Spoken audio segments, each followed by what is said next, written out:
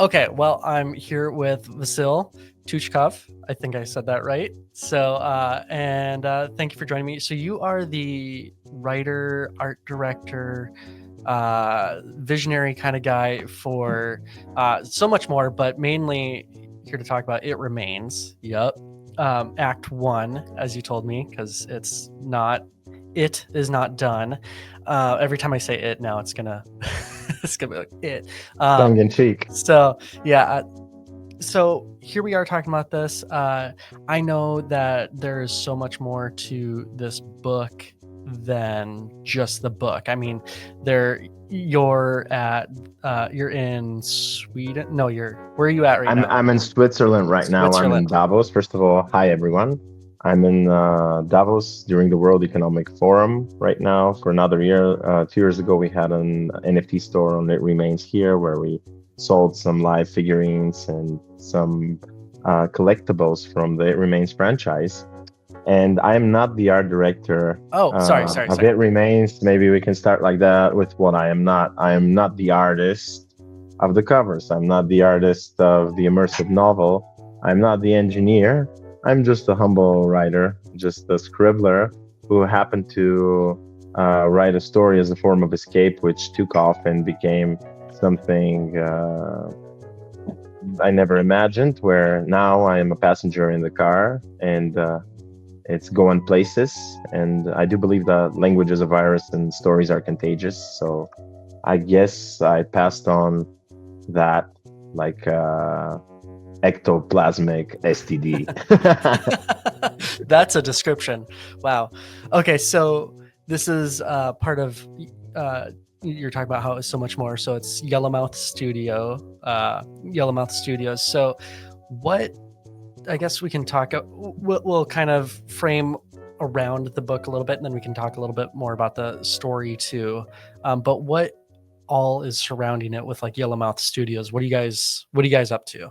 So we call ourselves a decentralized entertainment franchise. What does that mean? It means that it's a whole bunch of nonsense that we try to put sense into. But imagine going to being a super hardcore nerdy kid and loving all the comic books of Marvel and DC, McFarlane toys, Watchmen, Sandman, so on. And then now suffering every time you have to go to the movies and basically watch washed out Marvel quickie of some, let's say, ultra janitor or super gardener or whatever it is at the moment. And we no longer have movies like, the first Matrix or Fight Club or Akira, Ghost in the Shell, that kind of thing. So we're trying to give the middleman the middle finger and create a franchise that builds itself inside out. So we have a community of over 120,000 people now. And in this community, if you have an idea based on our world, on our concept, for another story that's better than mine, for a soundtrack, for a board game, like a bunch of guys from former Sony, these English blokes in Cyprus are doing, that's an immersive board game. I'll explain what that means.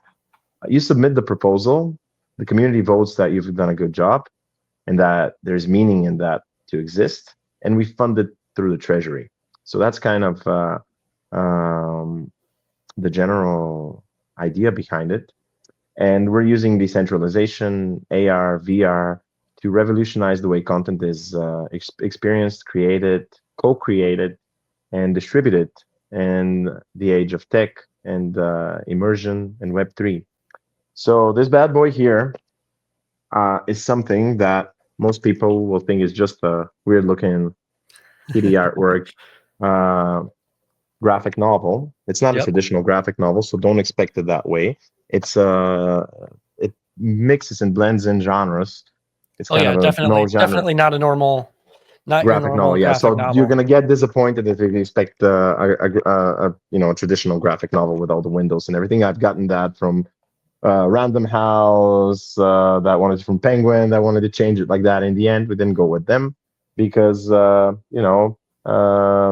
just felt like we got to be authentic to our vision with Ed Matinian, my co-creator and the artist of the book, and let it be what it is. So I'm not gonna, put it in some framework, except that we kind of coined our own genre, which we called Beyond Dystopia. So we come after Mad Max, after zombie apocalypse. It's a planet on the brink of erasure. It's the last days of definition, identity, and humans trying to preserve that identity at the end of the world before it implodes and goes into nothing. So imagine a place where even the zombies would be food, the half-deads, as they're called. Hmm. A place where when you encounter something, it tries to first, procreate with anything it encounters and then, or devour it because it's so rare.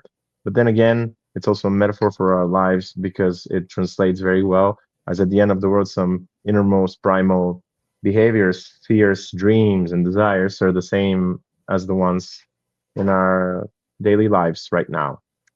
And the art director you mentioned in the beginning, it was very weird because I wrote my first book when I was 15. I am Oh wow. originally from Eastern Europe, from Bulgaria, very far away. When I was 10, me and my parents, we immigrated to California, then to Vegas. Afterwards, I've lived in Ukraine, Scotland, Amsterdam. So I've been constantly traveling, and now I travel maybe 25 countries a year. So I guess this nomadic way was built into me, and it kind of translates into the characters constantly moving Yeah, I was gonna say in the this whole book and book. nomadic. Yeah, sorry. It's The whole about book it's they're about moving. change. They're yeah, Yeah. Well, change is the only constant. What happens in life if you stop moving, if you stop changing?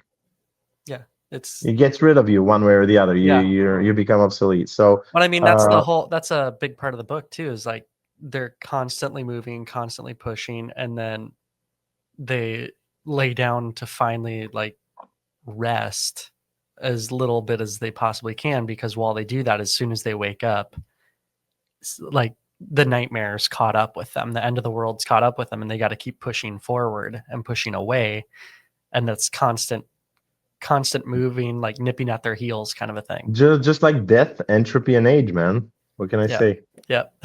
It's so it was very weird when I wrote this book. I wrote it as a form of escape in a very dark period of my life, and any time it touched somebody, they wanted to work on it even pro bono. So our director became the art director of Wally, Finding Nemo, and The Incredibles, Anthony Christoph. He's worked 18 years with Steve Jobs, and he's one of my childhood favorite animations art directors. So that was super humbling. The covers were drawn by Rob Pryor, who's drawn Marvel, DC, and Star Wars. He's the first person to draw in space, hired by SpaceX. That's a Rob Pryor original, for example. And he sells his paintings for like $1 million. He said that, oh, this can be the greatest novel of our generation, blah, blah, blah. And then him and his kids drew all the covers, which was super humbling. He became a co-founder of the project. And one thing led to another. And we did these events in Dubai at the Eiffel Tower, sold the NFTs, created a universe. Now we have a game, a Netflix animated series coming that we were just talking to you about, with you about. And it's very weird. I've never been involved with anything that catches fire so much. I wrote my first book at 15, and I published it was a fantasy novel at 17, and then I had a book tour. It was translated into Russian, to many other languages, and then I hid from my publisher. I wanted to write a masterpiece, something that's not genre. Hmm. I was watching Fight Club, and I thought that self-improvement is masturbation. Self-destruction, now that's something else.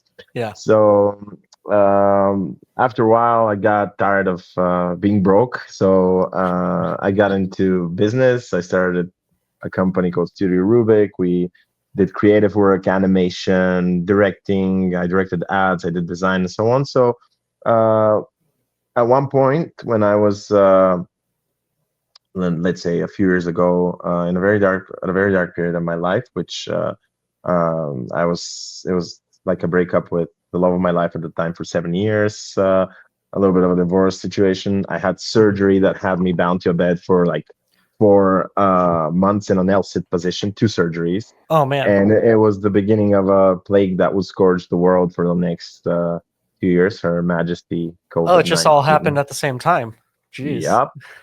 So from a place of darkness, something light came, because some people say that the topic is like very, very grim, but It Remains seeks light in the darkness. It's not entirely because the world of it is not necessarily horrific.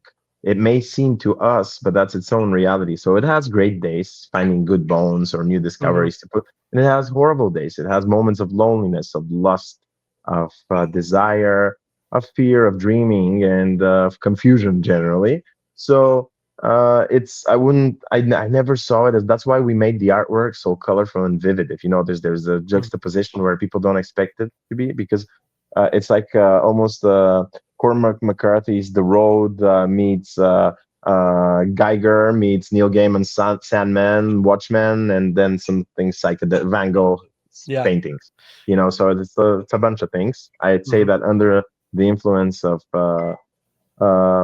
booze and some other things, me and Ed during COVID found solace in this story, and it's right now on like 4 continents, and we have a community of over 100,000 people, and it's been generally a very humbling experience. Hmm. But maybe I should show your viewers what the book actually does, Yeah, I and was then gonna we'll get say into it. the story. Yeah, because it's not just a book as like most of us are used to reading. It's got a lot more to it. Well, I love paperback. I love the smell of paper. I'm a Hmm. traditional guy, but then again, I'm also fascinated with technology. And I've always thought that the fuel for innovation is imagination, like Jules Verne's Captain Nemo and the Hmm. Nautilus, and then an engineer realizing that fiction, that dream, or like Leonardo's flying machines and devices, art and tech go hand in hand, and I think the thread, the connective tissue, is storytelling. It gets rid of the difference of the color of our skin, of our religion, our social status. We all dream, are all united and bound by stories. So for me, this has been a great motivation for this, and as you noticed, so the book can be experienced as a regular novel, right? Yep. Read, also looked at the pictures, but it also comes with its own app. And this app makes it immersive. So I go here and I have different pages. And these pages, I can receive hints on them. For example, don't judge a book by its cover. And once I get this hint, I take it, it has to do something with the cover. So I go to the cover and I scan it, and the book becomes alive. It's fully digital, interactive, and immersive. And through the decentralization, without any QR codes, nothing, only image recognition, we've turned the entire book deeper. So you can choose how to experience it. You can choose how deep you want to go down the rabbit hole. You can play the audiobook. Oh, it's got an audiobook in there. I didn't know that now. Is Oh that is yeah, that a and new is that a new we've edition? released. There's a lot of hidden things that we haven't Okay. cleared or sure. There's a lot of new additions. I'll show you now. I'll give you some alpha. Uh, so right here, for example, that's the Yep. its father, right? You can meet its dada. Oh, put you on stage again Oh, so you can see better. yeah. There you go. Nice. The Yeah, book that's becomes alive. You can yep. see the world through its father's eyes or through its son's eyes. You can play the audiobook.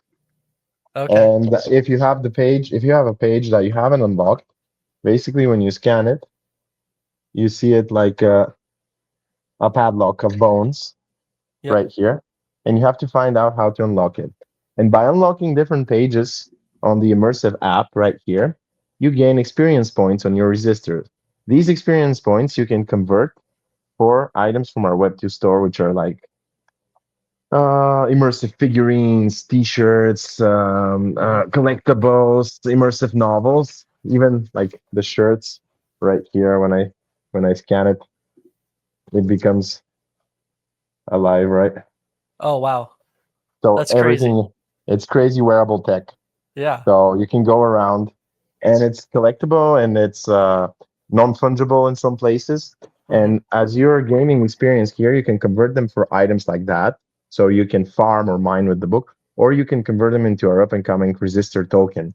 So there's a token, and you can mine with the book. So you can choose to be a passive reader, an investor, or a co-creator. depending on how deep you want to go the rabbit hole. And what's new, you can check on your app, which is free and available on App Store and Google Play. You can play the game It Remains the Walk. Oh wow. Okay. Yeah, so we got a computer mobile game inside. Here's your profile with different stats. If you have the book, it shows up here, and you can farm points 3 times as fast. If you don't have the book, you have the chance of playing and earning points. And this TV is a character from the second book. He's been dropped into the yellow mouth, a little bit like video drone. And right here, for example, when I start playing, it's very hard to play and also show it to the screen, but Yeah. I'll try to. It's a difficult game. So right here, I'm walking with its father. It's an open world. I'm going to activate my Oscar Oh wow, that right looks here. really similar to the book too, which is super Oh, cool. yeah. Of course. And we got an AR board game that's very similar. You can totally play it. You have to update your app, man. And Yeah. you're collecting different points right here that you can convert or special items that can fall depending whether you play after, let's say, 500 steps or 1,000 steps and so on. The maze gets progressively denser and harder. And at one point, Oh. when you get stuck, right, like this, like here, the yellow mouth gets you. Like, whoops. So I can share my score and everything. I can customize. I can play with its son or its father later on. And we're building this franchise where it comes with many things. It's a 5-book series, and the story of It Remains. What we're going to talk here more about it because we've done Yeah. many events. We've sold out on all the Comic Con, San Diego, LA, London, and Art Basel, Miami. And we traveled the world with this immersive event where people leave the realm of the physical and step into a graphic novel come to life. You can check Mhm. on our X or on itremains.com or our YouTube channel. You can check different videos. I will share after I tell you the story a little bit to get a glimpse of what it looks like.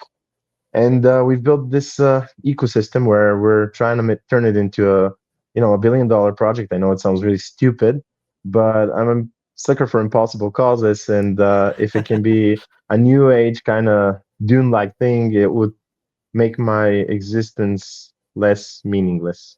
If that makes any sense. So I that's get what it. we're pushing for. And the story of it and its father is the following. So imagine a world on the brink of erasure, a world like our own, but maybe our own, but fast forwarded in time, not so long Hopefully from a long now. time, but Yeah. Well, it depends. yeah. And after war like the one happening in Gaza, due to war like the one happening in Ukraine, overfishing, pollution, overconsumption, all that's left is bone, dust, and plastic. And at the Mhm. center of this barren wasteland, there's a mysterious yellow lake, which is a swallowing pit. It's drawing in the surface of the world onto itself. Everything is collapsing, the world Mhm. skin, as it's called. And this ad infinitum. And this yellow lake has something to do with plastic. And we need characters to relate. So we meet at first these two characters, the few remaining survivors by the shores of Mhm. Yellow, who call the lake the Yellow Mouth. That's why we're called Yellow Mouth Studios as well. Yeah. And those are it and its father, because genders and pronouns and even names are losing definition. Imagine a story that's losing constantly definition. So it was a big challenge. I didn't want to say something when I was describing, when I was writing it, something looks like a bird or like a building or like a car. So because everything is losing definition, everything is ephemeral, and they're forgetting each day they're collecting, they're forgetting more and more. So what I couldn't refuse to show, Ed showed through his artwork, the Yeah. artist Ed Matinian, and was kind of juxtaposing those points of view. Yeah. So each day, it and its father start walking in the opposite direction everything else is going, away from Yellow. As everything Mhm. is collapsing, they're walking away. And they walk, they feed on bone marrow in their path on bones. And father teaches son of the olden days, collecting words and repeating them, this collection of forget nots, and remembering less and less each day. Yeah. And they walk so long that when they stop to sleep and bury themselves in the ground of ash and junk and dead skin, as they drift backwards in their sleep, they're sure to have made enough distance so as to not wake beyond the shores of Yellow Inside, but by its shores. Yeah. So each day they walk away from it, when and their feet tell them it's the right distance, they stop, they sleep, and then they awaken at the shores. And this cycle back and forth repeats, and it's like living on a treadmill. And Yeah. all of this is like a metaphor for our life. Sometimes it's really hard to get out of bed, right? I'm sure we've all experienced that. Oh yeah. Totally. uh, why make money when we're going to spend it? Why kiss your lover when we're going to die? Yet we need to find a reason to continue, to resist, to remain. And what it is to raise a kid at the end of the world, or like our current lives are at the at the brink of World War III. And the funky part comes when you go to the yellow mouth. Its father forbids its son in the beginning, but if you Yeah. go to yellow, it's neither hot nor cold. It has no voice. But if you stare into it, it starts to lure you in. And if I hold that coffee mug in my hand, or a blade, let's say, and I dip it under yellow, when I take it out, it's fused with my flesh, embedded in skin and bone and hairs. Again, a little bit Cronenbergy. It's got a Yep. lot of cultural references in the book. I don't shy away from them. It's Yeah. on purpose. In the second one, we'll have in the second book, there's like junk cable worms that it rides through the junk, a little bit like a Dune Yeah. tribute. So there's a lot of humor in it as well. It's going to be, but you can add our resistors of the yellow mouth can add various extensions to their bodies via yellow. And these can be from blades to extra limbs, but also absurd things from the past, like Oscar statuettes and even dildos, let's say. And they don't know the context of that and how to use it. Those are its addings. And if a resistor puts too many of them, they get too comfortable. They stop changing, change the only constant, and they become a sitter. The worst thing it's data consider. And Yeah. the yellow mouth takes them away. So at some point in Act One, its son finds or realizes that its father has become a sitter, and his whole ideology is challenged. And the only thing it manages to salvage is its father's eye, the dad eye, which it puts on the back of its Yeah. head to serve as the father as a phantom presence, to criticize him everywhere because it's about family, and all family is dysfunctional in some way, right? But it's Yeah. also a device that looks into the past. So when you look through its father's eye, it sees the world uh, as it used to be, like with whales and seas and animals. And when it looks through its own eyes, it sees the barren wasteland. So this Um, device, you can see through the AR as well. In the book, you can see different elements and find out different places, how to unlock and how to realize. Because, for example, right here, the father has a bucket on his head. He was bucket head. He was carrying this bucket all over, and it was wondering why it carried this bucket. And only when it leaves its father with the that eye on its head does it see that right here there used to be a lemon tree that grew out of the bucket. And that lemon tree is a little bit of a tribute to Waterworld with Kevin Costner. He had on the boat a lemon tree, if you yep. remember. Yep. Yeah, it's full of like little cultural, because it is an eclectic thing, very much like the yellow mouth. It's like everything all at once, and it doesn't know the context of it. Has like in the second one, like viral songs, and the way it builds its perception of old man's world of the past, it's very distorted because its father used to give him these words that they collect, and they're the humanity meter, they're life links. That's from the board game, the humanity meter. Actually, I'm spoiling, but it's how to basically remain human in this very primal world. And at one point, it catches its father changing the meanings of these forget nuts that it calls them. And at first, it argues with its father, but its father beats it, and its father either doesn't remember or is losing its on the down slide, and it starts making its own secret collection. But when you scan, for example, the bucket as it's leaving, and it sees that there was a lemon tree that came out, and this lemon tree, it has like different sounds for when you press the lemons of a man, a son, and a woman, which is the missing presence of the mother. Either the father doesn't remember her, but the kid remembers the energy when it's lonely, when it's cold, things like that. So it's a little bit of a search of that, and I won't be spoiling much about it because the story continues with this. And how what we based it on is I went around different cities of the world and shot the homeless with a camera, not with a gun, right? Yep. That's important to know, and especially in Washington. Yep. And right here, for example, these are different homeless people that we shot, and the art that I photographed, and the artists turned into our characters. So we're raising awareness for plastic pollution Yep. and for homelessness, because I do believe that the homeless are the resistors. And I grew up in San Francisco as well, so for me this topic is kind of like a little bit more Hmm. sensitive.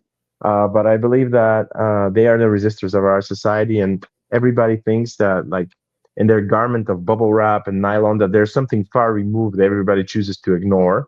But Hmm. everyone is closer than they think. The one mental illness away, war, which are happening close, a bankruptcy, and I think it's more of a preventive issue rather than just like dumping money into it or however it is. And we're trying to change the downward spiral of humanity through storytelling and through art and tech, and kind of not in a very patronizing, annoying, on the nose way. So that's why I say it last. I do give a shit about it, really. But I feel like the message should be intertwined deeply, and it should make sense. Just as the way we're using the tech, the AR or blockchain, in order to give people access and co-creativity to it and everything. It's not just a gimmick, Hmm. where we want it to make sense, and if it's naturally built into it, then it's going to be entertaining. Yeah. So Yeah. yeah, ask me. Yeah. It's because I mean, you can just read read it as a book, read it as a Uh, graphic novel, and yes. it's interesting. Little, I think I called it haunting a little bit. Probably because it touches like you're saying, it touches close to home. It has those earmarks in it where you're like, that seems I see what's happening. That relates. I can relate to that. So you can just read it like that, which is great. But then, like you said, like as soon as you download the phone app and you start pointing the camera at the book, all of a sudden the book comes to life. And so you can choose to interact as much as you want or as little as you want. But it's cool that you like kind of you can keep going deeper and deeper into it and getting more and more experience with it and It's about heightening that. options, right? It's I'm not making anybody experience in any way. It just like depends how curious you are. It's a physical carrier for digital information. It's a digital book, the immersive novel, and you can also revisit it, because once you've read it, now we're unlocking more and more pages. There's a game inside there, so it's something that's constantly changed. So you're paying once for entertainment that will keep going, and also for the chance of making actually profit or money from it, or ordering other things and Mhm. being involved. It's a gateway and a key. We're not motivated by greed with this and profitism. I want to link to as many co-creators as possible, Mhm. and fans, and to create a universe made by the fans for the fans, something organic. Yeah. And just like the yellow mouth, basically adding new features to it and becoming an abominable or a wonderful new creature. Yeah. And it's just curiosity that ultimately drives it, I believe. And Yeah. I don't know. I never expected it that way. It was a form of escape for me. I didn't even want to publish it. I didn't even want to. Then I was afraid it's going to be too weird for the world or for its own good. And Yeah. you Well, know, I will say like it is a weird book. You were saying before we started recording, is it's it the like weirdest book you've seen this year, Mitch? oh well, I mean, in 2024 when I read it, like Yes. it was by far the weird. I could say probably one of the weirdest books I've ever read. Yes. Um, so like when I started reading it, I got I don't know, it was maybe a quarter of the way, and I'm like, I don't know if I want to like. I'm not feeling it. It's weird. I'm not understanding what's going on really, and because it's a lot of like repetition up front, and you're like, okay, is this going anywhere? And you kind of just gotta trust that. You gotta just kind of trust the process. And I wanted to. Okay, there's something interesting going on the back end. I'm sure they're gonna get to it. So I kind of pushed through, and then it starts to slowly reveal things, and it starts to make a lot more sense, for as much sense as it tries to make. Um, you're saying how you kind of did that on purpose too, where you wanted to slowly kind of. The slow peel. Also the art that carries it and the atmosphere. But Oh it's yeah. imagine you're also reading a graphic novel that's 250 pages due to the art, but that's actually like 50 pages of text. So I think that every novel deserves 50 pages in order to see if you're getting in. So Yep. by the end of it, the story starts to get really fast and much clearer once you establish the lingo and the weirdness of it. Because it awakens at first. The first one is the first chapter is about its feet, which are the foundation of its Uh-huh. resistance, and it talks about its walkers, its bone crushers, and how they're good feet. It would keep them for now, suggesting that it can change its feet over, but its feet are the foundation. And then the second chapter is its blinkers, which are its eyes. It's open and it unravels this world. So it's very close and very visceral. No explanations. My editor was a big inspiration. Actually, it's very weird. Brian Evanson, big shout out to him. Love the guy. He's for me the modern Lovecraft. And I was a big fan of his books, like Last Days, which talks about the brotherhood of amputations, basically having a secret society based on how many amputations you have or something. And our main character, who gets his in a murder attempt his arm cut, he becomes this cult figure for them and is lost in this weird fight club like world. But he's got this uncanny way of telling a story where he taught me that your main character doesn't even need a name. Back when I was writing and I was in creative writing schools and stuff like that, I was like, oh, you got to make your character have a background. What did his parents work? What were they like to him? So you don't need any of that stuff. Scene, versus summary. And it's cool because I later got accepted to a horror writers workshop in Dracula's castle in Transylvania, where I went and Brian came and he became my master artist there. And I wrote a story that was inspired by him, which he edited then. And it was just like, this is a simulation. It's so weird because I didn't know him before. And then I contacted him and he edited It.Remains, which is really weird and kind of his ballpark. And I feel that I was very much influenced by that school. He used to be a Mormon at first, and when he wrote Altman's Tongue, his first collection of short stories, basically the Mormon Church said that he has to give up. It's too transgressive, so he fled. He escaped the Mormon Church and became a horror writer, cult figure. So and it's psychological horror. Almost, it's like something that everything is telling you, your gut feeling is telling you that you should leave, but you decide to stay. Yeah. And it's almost like this primal thing. You don't have to explain monsters. It's psychological, and there's a lot going on in it, and it's all archetypes, and it's all moments from my life as well, and from my parents. And it may be in this kind of dystopian setting, but once you start reading, they become more and more and more and more human, and it becomes more weird. But then you realize that those are just like internal existential questions which are masked by some whatever mutation or something. And there's going to be a lot of more humor in the second book, and it's not the second book, it's the book that was broken with the art. So it's written and it's just going to be released in a few stages, like a graphic novel. And for example, the Netflix series is going to be based on the first two books, because I don't believe Act 1 is enough for this. Okay, real quick. So there's Act 1. This says Act 1. This is Act 1. How many acts are there? How many books? Five acts with an epilogue. So it's 4 acts and an epilogue. Okay. Yes, and it's very. If you think it's weird now, I promise you, my friend, you're not. This is nothing compared to this story is not going where you think it's going. Okay. So it's not Mad Max.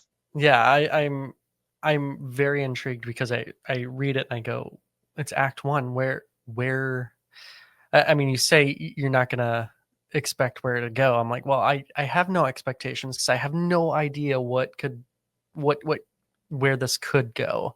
So I'm actually really excited to see. Well, in this world, its father teaches it. You have a couple of types of characters. First of all, everything is very ephemeral and losing definition. So you have, like, for example, one day you see the Great Pyramids passing by you, for example, or the Eiffel Tower, and you're like, what? And then it's gone the next day, and everything is like boom, boom. Everything, you don't have a place, you don't have a base of reference. Yeah. So your mind is getting dissolved in all of this because you don't have anything to hold on to, and your knowledge and everything you're trying to repeat and remember so you can maintain some sanity. But these are the resistors of the yellow mouth that's trying to collect everything. And I don't see it in a grim way. It's like a planet before implosion, Mm-hmm. before everything goes back to one, and then it goes back into separate Mm-hmm. entities and the illusion of identity, let's say. But Yeah. everyone is holding on to his life, right? Like, in many religions, they say universe, I and I instead of universe. I don't think in the universe anything goes to waste, but maybe your idea of ego and super ego and id and everything is like grasping onto its own importance and Yeah. existence and learning to let go, for example, of these things, but also moving. Because if you stop moving, you stop changing, Mm-hmm. you become obsolete. That's how old people get. They go on the decline. They stop changing. Like its father, he doesn't want to change his addings, which are good and are old. You have to constantly update them, but they're comfortable. And its son says, no, you should change them. And then it starts forgetting its words. And in the Mm-hmm. beginning, they're talking a lot. By the end of Act One, they're barely even talking. They're forgetting how to do this. So you have several types of characters. So the resistors, which each day they walk, they resist, they remain away from the yellow mouth.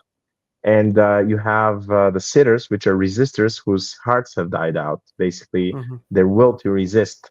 They're very tender, and father despises them, but they're sweet sitters, ass riding the infinite sluggish wave towards nothing. Yeah.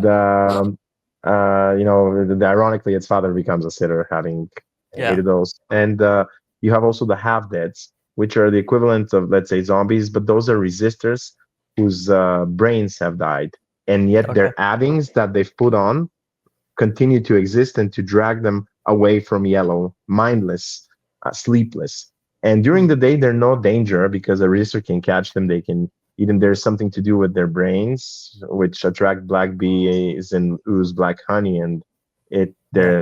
have a little bit of a psychedelic effect. It trips and so on, but you'll find that later, and you can hear them because there's always buzz on their nylon for them from the black bees around them, and they're no problem for it. But at night they become a problem while you sleep. Mm-hmm. And these half dead have also a lot to do. These are different stages of a resistor, so to speak. Mm-hmm. So its journey is a lot more internal than external, and it's about growing up. It's about parenthood. It's about our parents doing their best and yet sucking at it, but it's still their best. So we need to learn to accept it for it. But it's also, I don't know if you've been familiar with this notion in your family, but my father is like, uh, oh, you can't change one light bulb because your hands are in your eyes. Let me change it for you. He would always help us do everything, but he would not teach me to do it. So my Mm-hmm. knowledge at first was only theoretical, and once I clashed with life, it was pretty rough at first, and living alone around the world and stuff like that. So because its father, like in the book, it wants to feel it cares for it, it provides it, but it wants to feel superior to it, because if its son surpasses it, it becomes obsolete. So Mm-hmm. its dada is always like one step, and it wants to do things for it. And it's that moment when you, as a child, feel the idol of your father or mother figure falling, from the pedestal, starting to landslide, and you realize they make mistakes, they make errors, they're doing their Mm-hmm. best. They don't know what the fuck is going on. That's Yeah. it, You because find out, oh, none of they're us human. do. Yeah. You Yes, find out they're none of human. us do. None of us do. You think they hold the answers? You think this or that? No, we're all lost in this limbo. We're all trying to survive and remain, and trying to make sense of it and being confident about it. And that's when you're like the fall of the idol. And then you go through different periods of rebellion. When you're young, you despise them. Then you understand them. Then you pity them. Then many forms of that. And then you finally accept it. So it's about growing up, growing old. It's about caring. And it's also how to um, care and raise a child, because Mm-hmm. and how not to impose your own mistakes and prejudice that are passed on like a virus through the Mm-hmm. generations, almost like through epigenetics, of your own fears, of your own, because our parents knew how to survive, and they knew this existence based on a current period that's no longer current, it's obsolete, and yet they impose this on us with all the good intention and the goodwill, and how to let go, and how to let your kids bring you forward into the new age Yeah. without like too much ego, how to let go, how to allow them to lead. What you're leading, and at Yeah. one point to allow them to take the lead. It's a very fine element. So it's about things like that, you know, and a lot Mhm. of garbage and junk and other things and Yeah. cultural references and confusion and oblivion and amazing art. I think everything's been hand drawn in this world over the last 4 years. I can share a little bit of my screen if you want, Yeah. Yeah. just Go to for it. show your. All right, cool. Just to show your uh, viewers a little bit of what I mean. Yeah. So Love to see this it. is, for example, this is a little bit from the feature, from the feature film animation. You can see like a starting scene here. Obviously, it has great sound that I don't Oh, think you can hear probably. Can yeah. Are you you? see my screen? I cannot. Oh, you I cannot. think you got to hit present at the bottom. I did, and it said it's presenting, and my camera's Oh, on. maybe it's recording. Let's I see. think I'll press Mm, present again. Share screen, entire screen, share. maybe it's So recording on your end. are you Otherwise, maybe you could are you send me some seeing it? screenshots. I'm Are not. you seeing? You're not? I'm not. So maybe you can send me a screenshot or something like that I will afterwards. just post. The browser can access your screen. Try capturing a different screen if this screen contains. Maybe I can present. Let's see. Uh, one of the windows.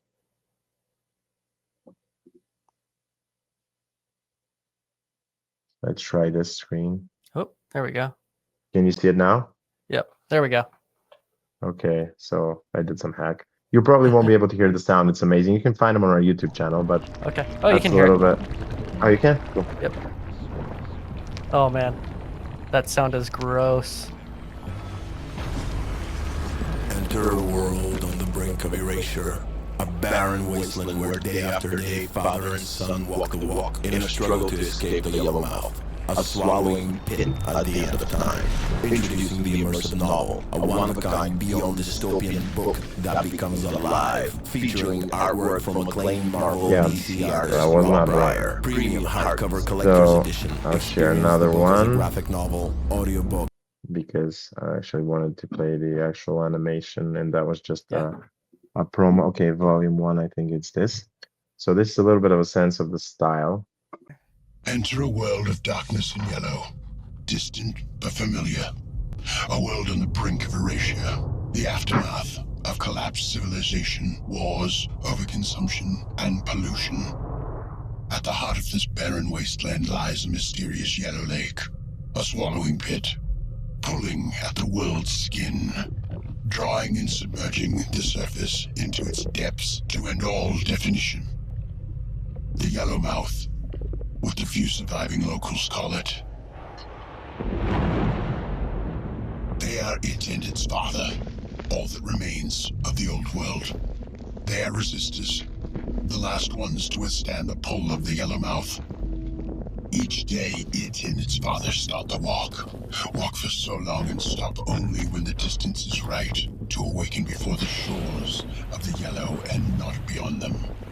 They walk and feed on bones in their path, while father teaches son the way of the olden days, in an effort to preserve remnants of knowledge as the last archivist of remembrance. The yellowmouth is neither hot nor cold. It does not hurt. It has no voice. If one stares into it long enough, one forgets to resist and gives in to yellow. If it takes a blade in its hand and dips it under yellow, the blade becomes fused with its flesh, embedded in hairs, skin and bone, fused with its host.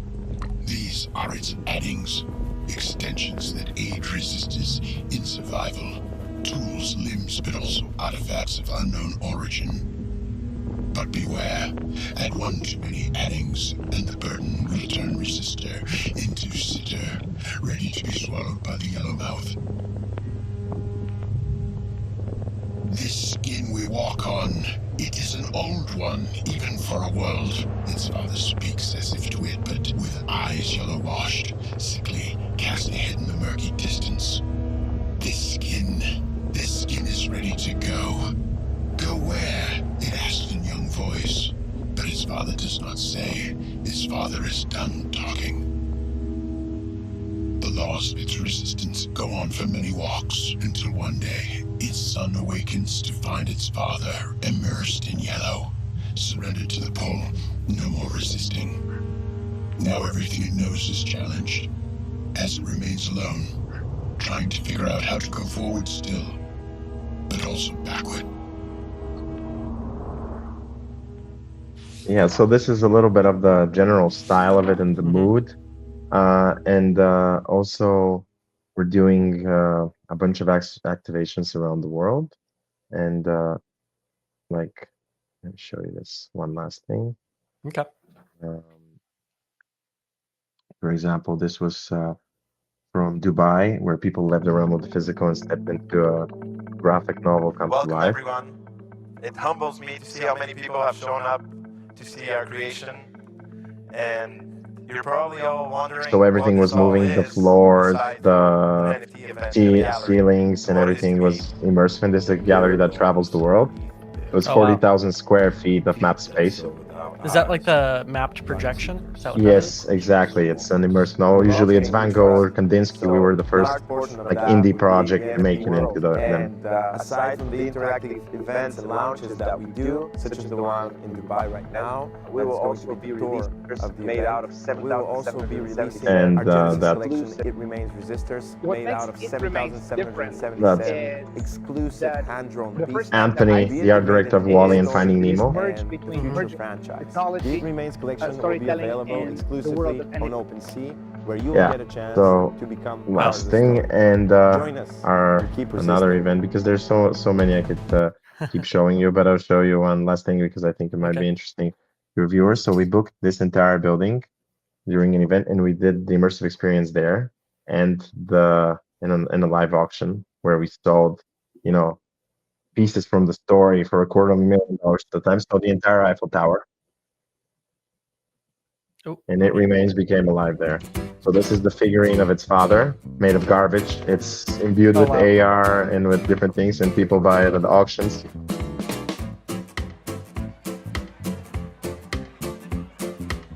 So your viewers can download the app from the Google Store or from the App Store.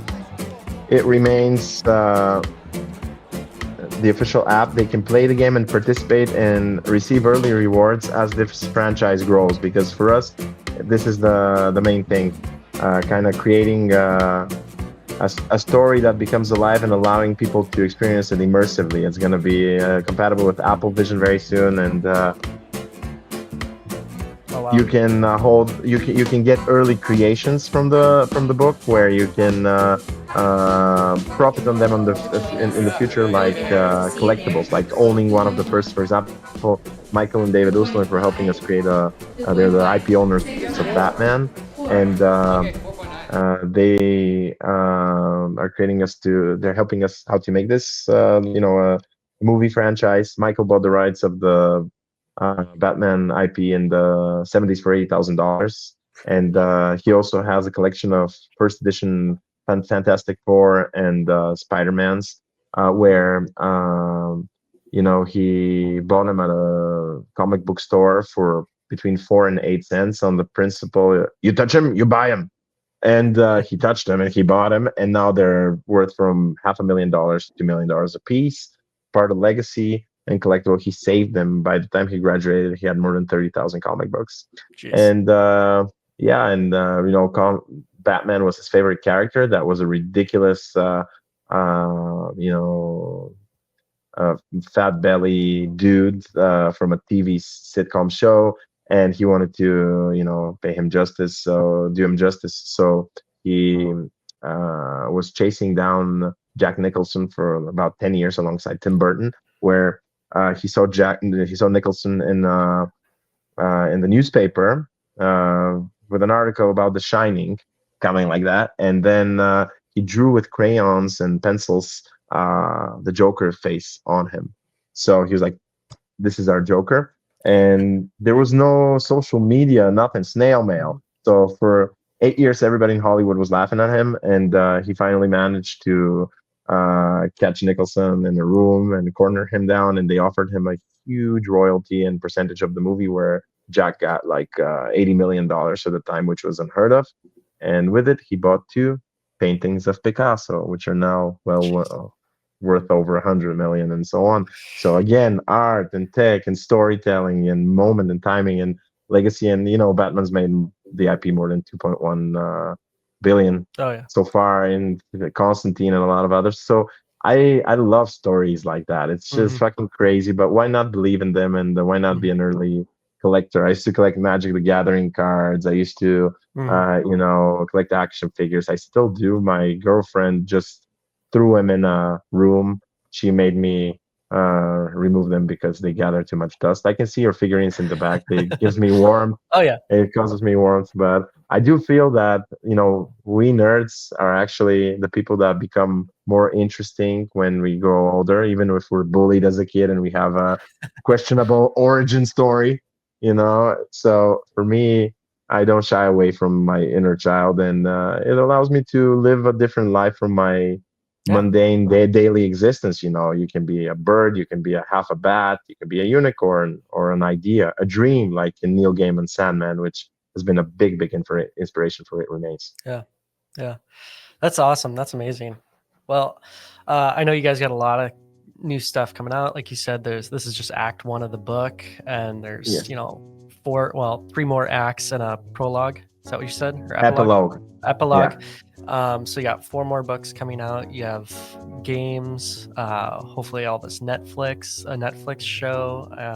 You got AR, VR, got this traveling experience, and tons of crazy stuff. And for your viewers, exclusively for your viewers, again, big up. I love your presentation, guys. Thank you. You need to follow Omnibuddy and tell everybody, because that guy is an artist. He puts so much artistry and attention to detail in each book he reviews, from the lighting through the camera work, and it's just he deserves better. I tell you. I mean, it's gonna get there, but I'm very humbled and to be here. And for you guys, you can write on our site itremains.com or itremains.io. You can go and you can buy the book, and if you write the promo code Resistor, RESTESTR,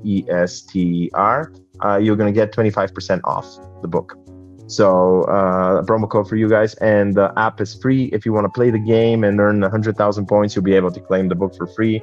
Download it on App Store, Google Play, and work-wise or otherwise, don't be a stranger. Drop a line, and I'd love to. Sorry for being so broad, but like Pascal says, I'm writing you a long letter because I don't have time for a short one. Awesome. Well, I'll put all your social links and all that kind of stuff in the description. So if you guys are looking, definitely hit them up there. X, Discord, Instagram, for everyone. Yep. Vasil, thank you so much for joining me and for chatting with us. I'm excited to dive deeper into this world, this universe that you're building. So thank you. Thank you, brother. Keep walking, keep resisting, keep remaining. Take it easy, but take it.